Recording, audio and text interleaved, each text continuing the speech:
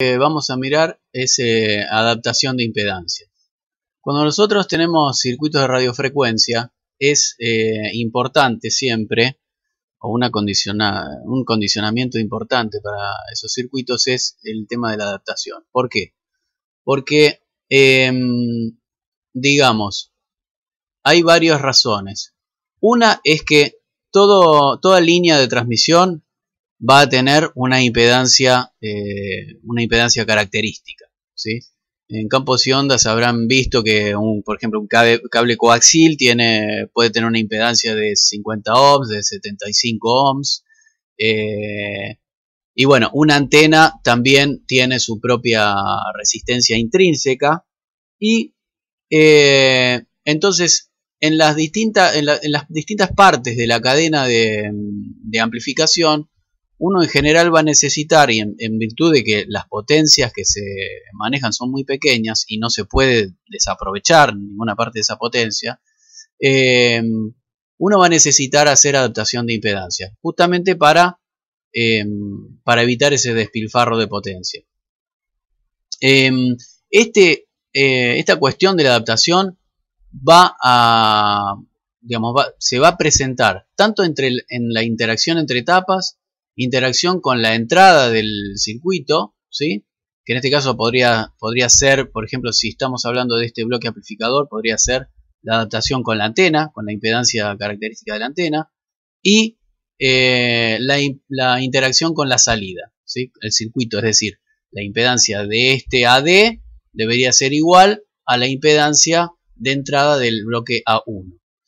Entonces, las motivaciones principales para adaptar es, como les dije, la transferencia máxima de potencia, ¿sí? Porque las señales son muy pequeñas, y por otro lado, evitar las reflexiones por efecto de línea de transmisión. Ustedes habrán visto que en campos y ondas, e incluso en física, digamos, cuando uno analiza el comportamiento de una onda viajera en una transición, ¿sí? De un medio al otro, lo que ve es que existen reflexiones. Si en la interfaz hay un cambio de impedancia,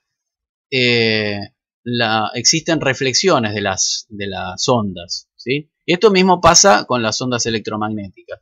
Entonces, si yo tengo un circuito de radio que viaja a través de una línea de transmisión, esa línea de transmisión debería estar cargada, para evitar reflexiones, a una impedancia igual a su impedancia característica. Bueno, un poco la transferencia máxima de potencia tiene que ver también con aumentar la relación señal-ruido de una dada etapa de amplificación. Y la otra condición que tenemos para la red de adaptación es que debe ser no disipativa, justamente para poder evitar el despilfarro de potencia. Acá hay un capítulo de un libro muy famoso, por decir, en donde se habla de esta cuestión de adaptación de impedancias con un poco más de detalle, si ustedes tienen interés en indagar un poco. Bueno, ¿qué red no disipativa uno podría poner entre un generador y una resistencia de carga? Bueno, la primera idea en la que uno podría pensar son transformadores. Un transformador yo lo puedo usar para convertir una resistencia en otra por medio de la relación de transformación al cuadrado. Eso se usa, ¿sí? Por ejemplo, para adaptar impedancias de cables, por ejemplo, de un cable plano de 300 ohm a un cable coaxil de 75, se suelen usar transformadores. Pero bueno, los transformadores tienen como desventaja que, bueno, hay capacidades entre las espiras y entre los bobinados, primario y secundario. Tienen una inductancia de magnetización que se hace grande si el núcleo es de algún material ferromagnético. Y, bueno, a veces tampoco, bueno, mejor dicho, generalmente son difíciles de integrar en un circuito integrado, ¿sí? En un circuito integrado a veces los capacitores son medianamente fáciles, pero ocupan mucho espacio igual. Y eventualmente las inductancias también se pueden integrar ¿sí? Como caminos, como espirales, caminos en espiral, pero también es una cuestión que desde el punto de vista de la fabricación es bastante complicado. Entonces este tipo de red de adaptación basada en transformadores es, digamos, existe y en algunas aplicaciones se puede usar, pero bueno, son limitados en cuanto al rango de frecuencia también. Entonces, fijémonos a ver qué puede hacer por nosotros una red L, que se llama red L por la forma, no porque contenga una L, sino por la forma de L. Si yo quiero adaptar esta resistencia RC para que se vea desde bornes del generador, los bornes del generador son los que estoy mostrando acá, siendo que el generador se considera como un dipolo de Thevenin con alguna resistencia RS, ¿sí? ¿Cómo puedo hacer para que este generador vea hacia allá, hacia la carga, una resistencia RS en vez de RC? ¿Sí? Porque, bueno, eventualmente lo más razonable o lo más común es que sean diferentes. Entonces, ¿cómo puede trabajar esta red para a mí presentarme una resistencia RS, ¿sí? Acá a la entrada de la red? Y bueno, un mecanismo puede ser pensar lo siguiente, que yo elijo una inductancia con un tamaño tal que la reactancia de esa inductancia a la frecuencia de trabajo, siempre acá vamos a estar hablando de régimen sinusoidal, ¿sí? Los circuitos sintonizados siempre van a funcionar en un rango muy particular de frecuencia, ¿sí? Entonces, a esa frecuencia yo puedo pensar que una determinada L tenga una reactancia mucho más chiquita que RC. O lo que es lo mismo, que RC cargue poco a la L, ¿sí? Bueno, suponemos obviamente que RC es un dato, ¿sí? Bueno, y RS también. Y fíjense que esa resistencia que está puesta en paralelo con la inductancia, yo la podría representar como una resistencia en serie, ¿sí? Si se cumple, ¿no? Esta condición, omega L es mucho menor que RC, la podría representar en serie con la L por medio de la expresión que vimos anteriormente, es decir, la transformación que me transforma un modelo serie en un modelo paralelo, en una frecuencia puntual de operación, que es la frecuencia de operación de esta BS, que coincide con la frecuencia de resonancia de esta red L, ¿sí? Entonces el factor de conversión era el Q, ¿sí? el Q del circuito. Entonces, dependiendo de este Q, yo podría representar a esa RS o esa RP mediante una resistencia serie. En donde, ¿quién es Q? Bueno, Q es la resistencia RC dividido omega L. Como ya lo vimos, digamos, el modelo de resistencia paralelo dividido la reactancia de ese inductor. Entonces, para que se vea el modelo serie de esta L, tengo un cachito que voy a acá. Yo lo que trato de hacer es lo siguiente: convertir este modelo RC en este modelo a omega igual a omega 0, ¿no? Modelo así, RS, ¿sí? Y yo estoy viendo hacia allá.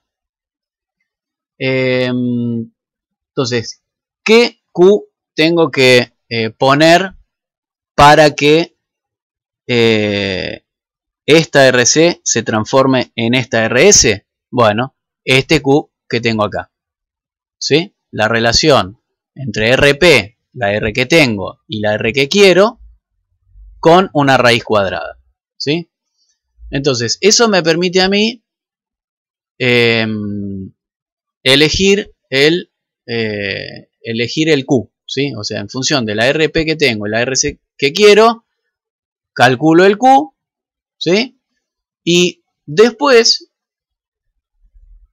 ¿cómo elijo el ¿Cómo elijo el capacitor? Y bueno, fíjense que si yo elijo este capacitor para que resuene con esta inductancia a la frecuencia omega 0, yo voy a tener XL igual a XC. En esas condiciones, ¿qué reactancia va a tener conjunta el C y el capacitor? Y 0, porque se van a compensar la reactancia de este con la reactancia de este. Y entonces me va a terminar quedando un circuito en donde, bueno, solamente queda RS. Y RS es la resistencia que ve hacia adentro mi generador, que tenía una resistencia de salida RS. Y en consecuencia, esta red LC me permite a mí adaptar el circuito, ¿sí? Adaptar RC para que se vea como una RS. Bueno, puedo tener varias configuraciones, o 4 en realidad, dependiendo de si yo quiero convertir una resistencia grande en una resistencia chiquita y viceversa, ¿sí? Esta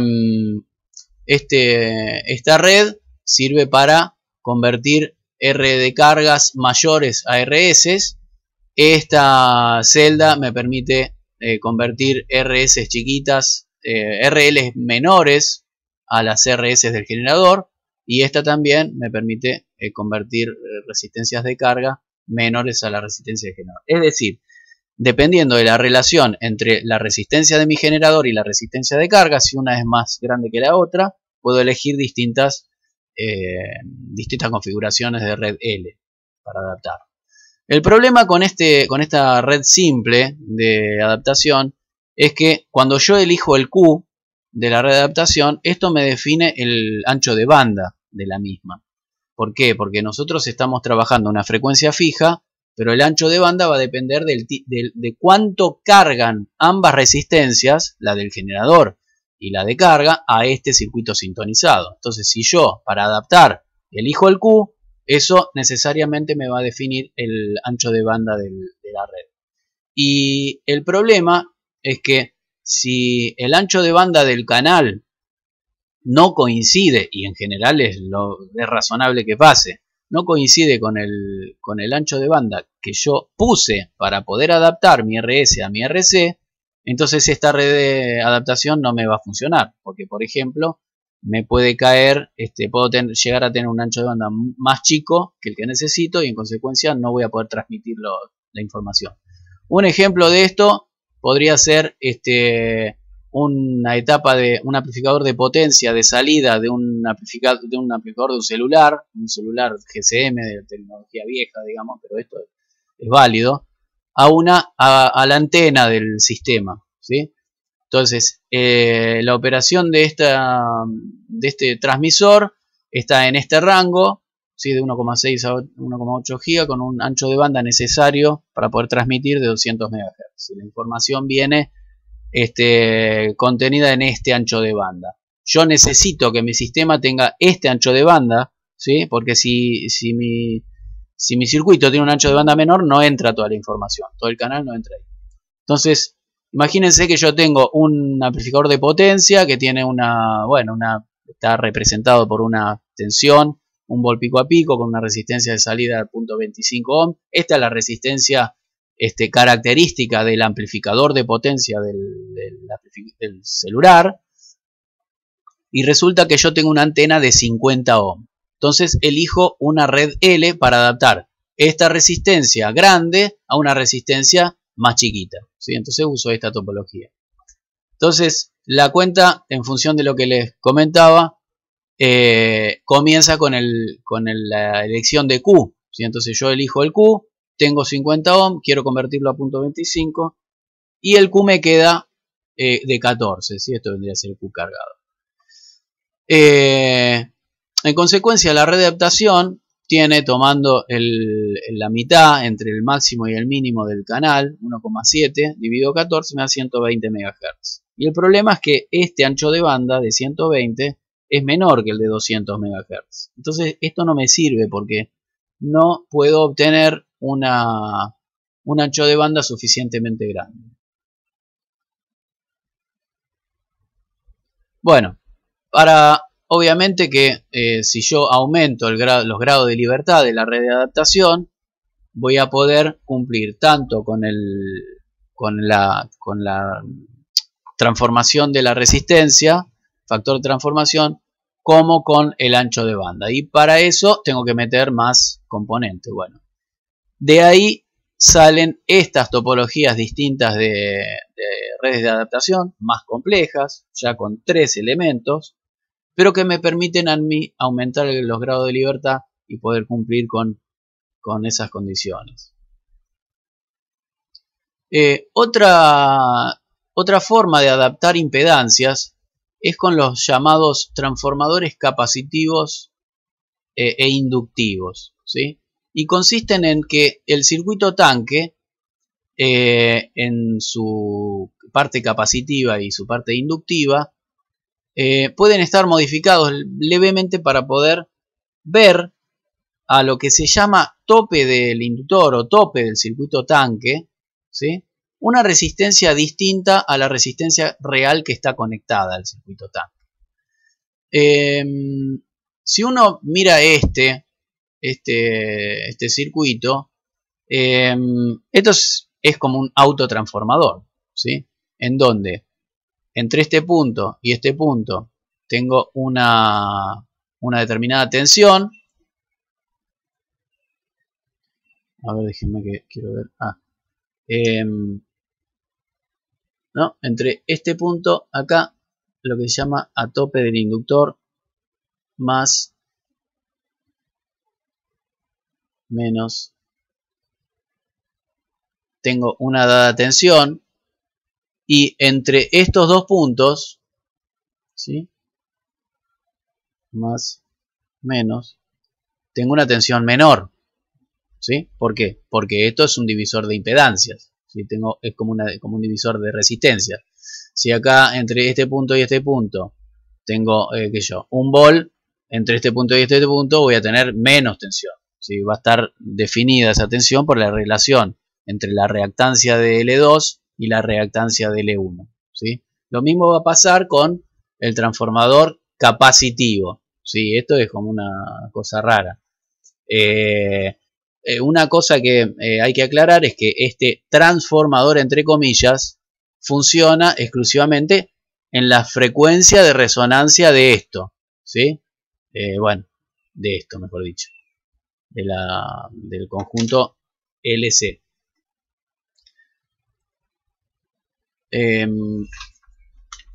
Bueno, ¿cómo funciona esto? Esto está explicado también en la guía teórica, pero simplemente vamos a hacer un pequeño resumen.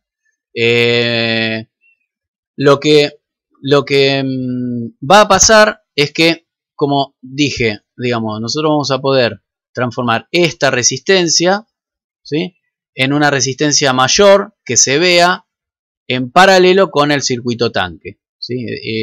Digamos, pensándolo en términos de potencia, nosotros podemos decir o imaginar a priori que una resistencia que se vea entre bornes de este capacitor va a tener que ser más grande que la que se vea entre estos bornes. ¿Por qué? Porque mientras más grande es la tensión, más grande sería la potencia que disipe esa resistencia. Entonces, si yo quiero representar en bornes del capacitor una resistencia que disipe la misma energía o la misma potencia que R, que está a una tensión menor, esta resistencia vista debería ser mayor, ¿sí? Entonces, tal como está dispuesto esto, si yo quiero ver una R' que se relacione con R, esa R' va a ser más grande que R. Entonces, fijémonos cómo podría ser la cuenta de esto, de dónde sale esto. Bueno, yo, como dije, digamos, aproximadamente voy a a decir que, o mejor dicho, aproximadamente no, voy a decir que entre esta representación y esta representación, ambos circuitos van a disipar la misma potencia, ¿sí?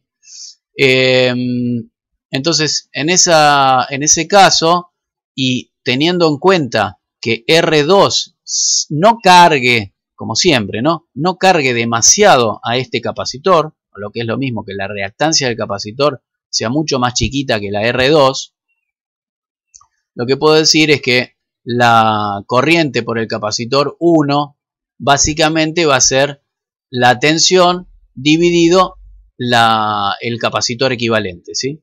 Porque no estoy considerando que esta es suficientemente grande, entonces este capacitor equivalente va a ser la serie entre C1 y C2, ¿sí? Bueno, haciendo el álgebra, lo que podemos hallar es que la resistencia R'2 se ve como R2 por un factor que es el factor de transformación o la relación de transformación al cuadrado. Es como una relación de transformación equivalente, ¿sí? Esa relación de transformación termina siendo 1 más C2 sobre C1, de tal manera que a mí me permite, si yo tengo una resistencia chiquita en R2, ver una resistencia más grande, ¿sí? Bueno, con el transformador inductivo pasa exactamente lo mismo. Uno puede hacer el análisis. Este análisis se puede hacer tanto desde el punto de vista de la potencia como desde el punto de vista de la impedancia. Si uno analiza la impedancia compleja y tiene en cuenta, tiene estas consideraciones en cuenta, ¿sí? Donde siempre en un circuito sintonizado se prevé que el Q va a ser grande y en consecuencia la parte resistiva no va a cargar demasiado a la parte reactiva, uno puede llegar a la misma expresión, en donde la resistencia vista a tope del tanque está amplificada en un factor 1 más L1 sobre L2 al cuadrado. Ahora vamos a ver cómo vamos a tratar de alguna manera nuestro dispositivo activo, ¿sí? Nuestro dispositivo amplificador. Esto habitualmente en la bibliografía se suele llamar también transductor, ¿sí? Porque en realidad el amplificador vendría a ser todo el conjunto, es decir, el dispositivo activo más los circuitos sintonizados, ¿sí? Digamos, vamos a tener en general una fuente de entrada, un generador, vamos a tener una frecuencia central, tanto para el tanque de entrada y el tanque de salida. Esto, cada uno puede tener su frecuencia central y su selectividad o grado de adaptación. Y vamos a tener una carga. Y en el medio vamos a tener nuestro amplificador, ¿sí? Esto puede ser un transistor o puede ser un circuito integrado que tenga algo, digamos, alguna topología de amplificación, un cascode o lo que sea, que va a tener amplificación de potencia, ¿sí? Amplificación de tensión o de corriente y en definitiva de potencia. ¿Cuáles son las consideraciones para el diseño de esta etapa finalmente? Y bueno, como dijimos, son la frecuencia central, omega 0, el ancho de banda total de esta configuración, la ganancia de potencia y, bueno, vamos a tener que tener en cuenta una cuestión que tiene que ver con la estabilidad. Porque yo no les dije, pero cuando uno arma o diseña circuitos de radiofrecuencia, en general está bastante cerca de las frecuencias límite de operación de los dispositivos, ¿sí? Acá vamos a estar cerca de la frecuencia límite, no en cuanto a la potencia, que eso lo vamos a ver cuando veamos amplificador de potencia de radiofrecuencia, pero sí vamos a estar en una condición en la cual el modelo de este dispositivo ya no va a ser el modelo simplificado, ¿sí? Van a entrar en juego todas las cuestiones que tiene adentro, parásitas que tiene adentro el amplificador del transistor. Entonces, ¿cómo es el enfoque práctico para para manejar estos dispositivos? Bueno, en principio vamos a estar funcionando en pequeña señal. El modelo se supone que va a ser lineal, es decir, se va a comportar sin generar armónicos. Pero este modelo no nos va a servir, porque a alta frecuencia el transistor deja de comportarse así en forma tan ideal, de tal manera que van a empezar a participar el CMU, el CPI y eventualmente también esta resistencia de difusión, ¿sí? La RX, que si bien es muy chiquita, bueno, si este capacitor, si la frecuencia es suficientemente grande y este capacitor ofrece una reactancia pequeña, esto va a actuar como filtro pasabajo. En realidad, bueno, si uno tiene en cuenta o intenta hacer un modelo más complejo, el modelo se puede complejizar mucho. Y si uno también empieza a tener en cuenta las inductancias parásitas que tienen que ver con los cables de conexión, empieza a haber un conjunto de cosas y un conjunto de componentes que hacen muy difícil modelizar esto y resulta muy incómodo también para el fabricante caracterizar este tipo de modelos, ¿sí?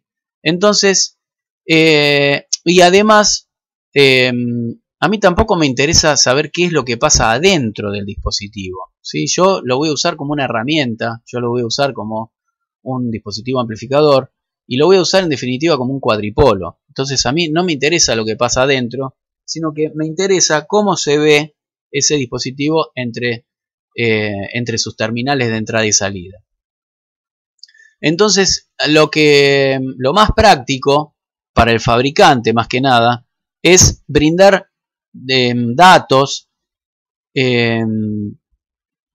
como si fuera el amplificador una caja negra, ¿sí? Es decir, a mí no me va a interesar qué es lo que pasa, lo voy a ensayar a distintas frecuencias y distintas tensiones de alimentación y demás, y lo voy a tratar de caracterizar como un cuadripolo.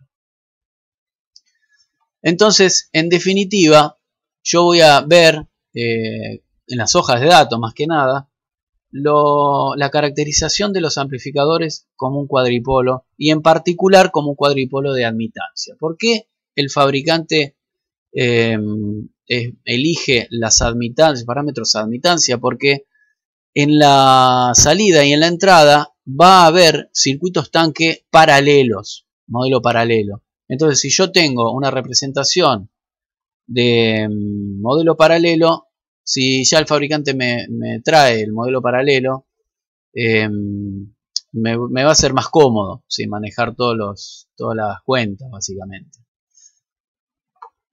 Y acá hay que hacer un ojo, como dice acá, que los parámetros que brinde el fabricante van a ser dependientes de la frecuencia, pero también del punto de polarización. Entonces, si yo quiero usar los parámetros que me brinda el fabricante, tengo que tener muy en claro principalmente cómo voy a alimentarlo, ¿sí? Al integrado o al transistor. Y si lo voy a alimentar con otra tensión que no sea esa, el fabricante no me asegura nada, digamos. Yo tendría eventualmente que ensayarlo el dispositivo. Entonces, lo que tengo que respetar son la alimentación y el rango de frecuencias para la cual esté preparado para trabajar. A medida que nosotros aumentamos la frecuencia y eventualmente la potencia de los dispositivos, se nos van a restringir las condicionalidades. Por esta cuestión que les comento, de que no se puede hacer una caracterización en un amplísimo rango de operación y tampoco es útil, digamos, porque al momento de diseñar, yo si voy a diseñar un amplificador para 200 MHz, yo necesito un transistor que opere en esa frecuencia, ¿sí? Entonces, habitualmente los transistores de radio vienen en el título de la hoja de datos, dice, qué sé yo, tal y cual transistor, tanta ganancia de potencia para su operación en el rango entre 100 y 150 MHz. Entonces eso me va a restringir a mí en realidad me va a ayudar a mí a elegir los dispositivos. Fíjense que acá les estoy mostrando unas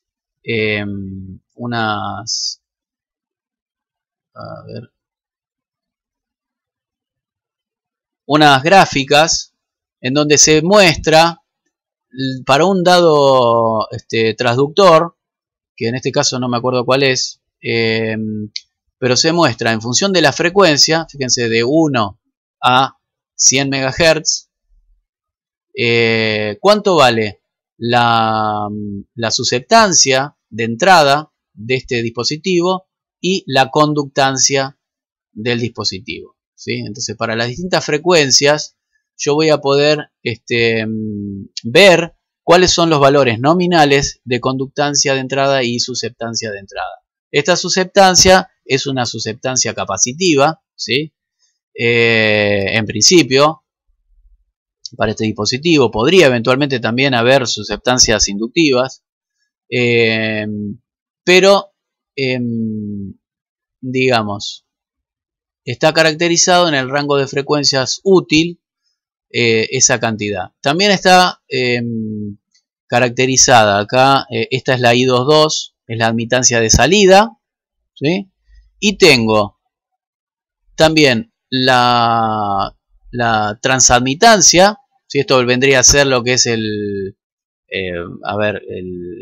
GM, ¿sí? Pero ya en forma compleja, ¿sí? Va a tener una componente en fase y una componente, digamos, una componente resistiva y una componente reactiva, ¿sí? El B21, y también va a presentar cuál es la transferencia inversa, ¿sí? Que fíjense que, bueno, acá interviene seguramente el elemento CMU, ¿sí? CMU es el que genera principalmente la transferencia inversa, ¿sí? Realimentando desde la salida hasta la entrada, pero también puede haber una componente conductiva que está asociada a este G12, ¿sí? Pero bueno, tengo una caracterización bastante completa, nominal, del dispositivo en función de la frecuencia.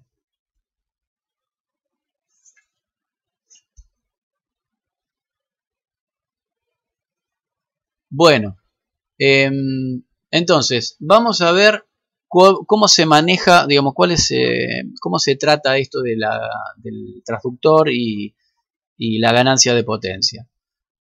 Básicamente, una cosa que nosotros vamos a hacer cuando manejemos estos amplificadores es hablar de, más que de ganancia de corriente y ganancia de tensión, de ganancia de potencia.